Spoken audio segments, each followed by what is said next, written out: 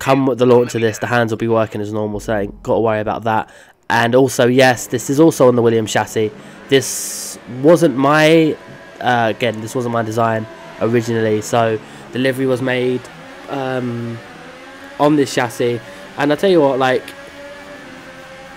usually, like, I think a few years ago, it was mostly on one chassis. I think I said in the Ferrari video that there was a lot on one chassis. Now this time there is only 3 cars on the Williams chassis, one of them obviously being the Williams itself. So this may change, obviously, come when the real liveries come out, and if we can't do them on the base chassis, then, you know, we're going to have to see what we can do. But for the time being, at least until February at least, that they will be on, these will be the exact ones that you see.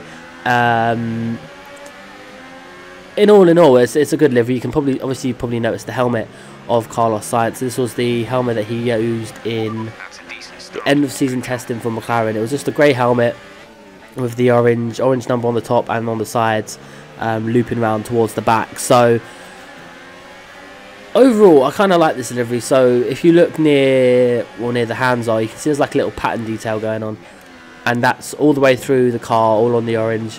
There's a humongous battle going on ahead of us here, but yeah, it's all along the car in the orange, and there's a little bit of blue around the back towards the shark fin area. Again, it is a very nice, a very good concept, and I was more than happy to just adapt this and just, you know, put it in and make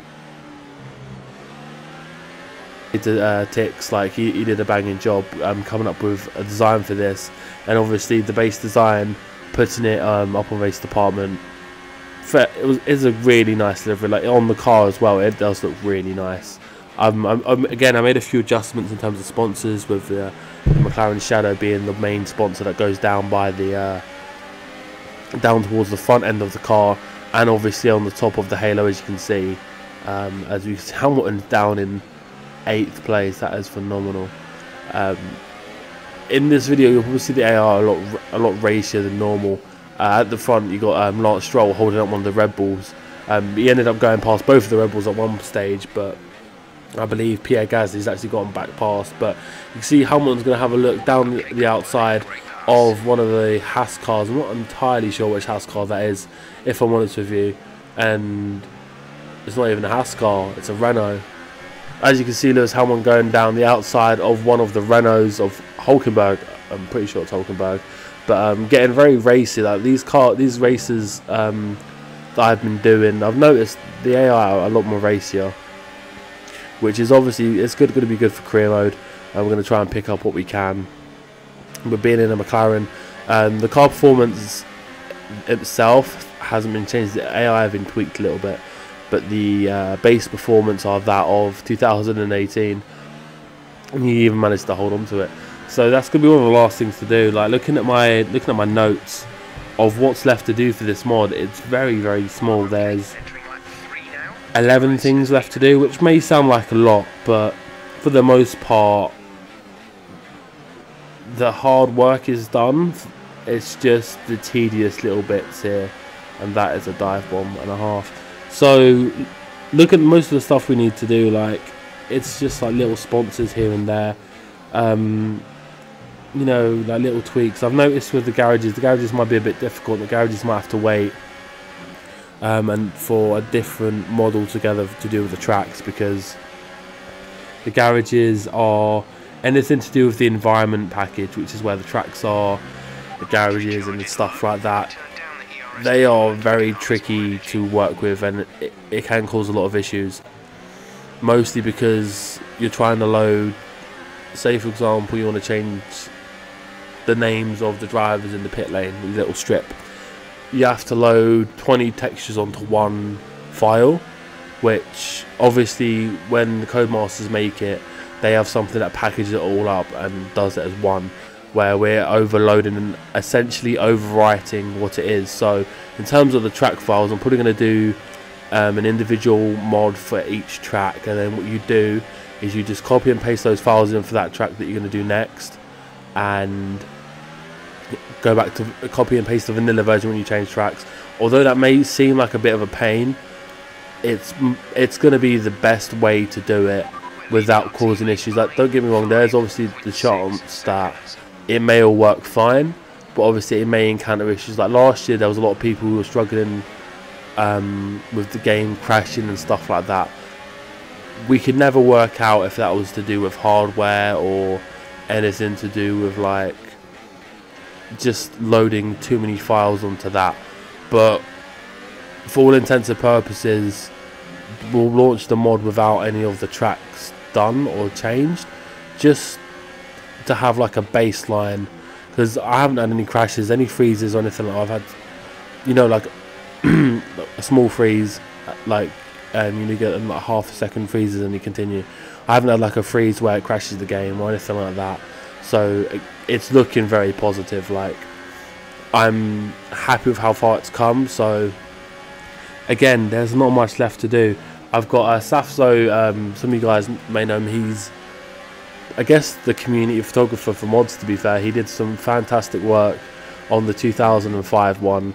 He did most of the photos for the 2018 season mod, and I've got him back again for the 2019 one to get some amazing shots for the menu screens and stuff like that.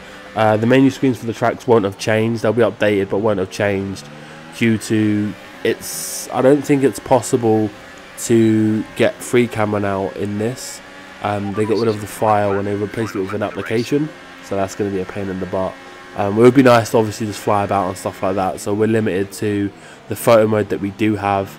And you know, it was difficult enough to get good shots with that of the tracks, because the only good thing about the environment is the tracks itself. After that, you'll see floating cars, floating vehicles. Like, it's awful. If you go on Kine's Twitter, you'll see some amazing photos from when we was going through 2018. Half of the stuff isn't even level or grounded, but again, it's going to be interesting. There's not much long to go. When it's coming out, I'm not sure. In all honesty, I'd hazard a guess it'll be before the end of January. Like, that's what I'm hoping for, at least. Anyway, I don't see that without realms of possibility. Like, there's not much left to do. If I can find stuff that turns out it's in the environmental package, I'll just gloss over that and then just give it to 1 or 2 people to test out, see if there's any bugs with it, and then just upload it to race department. I'm not looking forward to that, because the last few years we've had massive issues with race department in terms of having the mod up. We ended up getting an exception from race department to this one-time thing, just for the pure fact of how popular it was. I'm hoping this year this mod will be exactly the same. I see a few of you out there posting your 2019 season mods. I see you, but here's hoping that this one will obviously be #1 most downloaded mod for the game again. That'd be amazing. I'd be really happy with that. But not really talked about McLaren that much this race, but you can see Charles Leclerc winning the race from Sebastian Vettel and I want to say Bottas, I think, because yeah, Hamilton was really far down. JD Limitless in the Ferrari uniform shaking hands, and there's the first look at the Mercedes race. And I like the black one. It does look very nice. Obviously, you've seen Hamilton's helmet before, but little cheeky look at the race suit for the Mercedes. But that's been it from this video, guys. We've got 3 more left. I know the probably doesn't make much sense considering there's only 10 teams, but we've got the second version of the Renault video coming out soon, and that was a pain in the arse race. But anyway, that's been it from me, guys. I'll see you in the next one, which will probably be the Williams. So until then, take care, guys. Bye bye.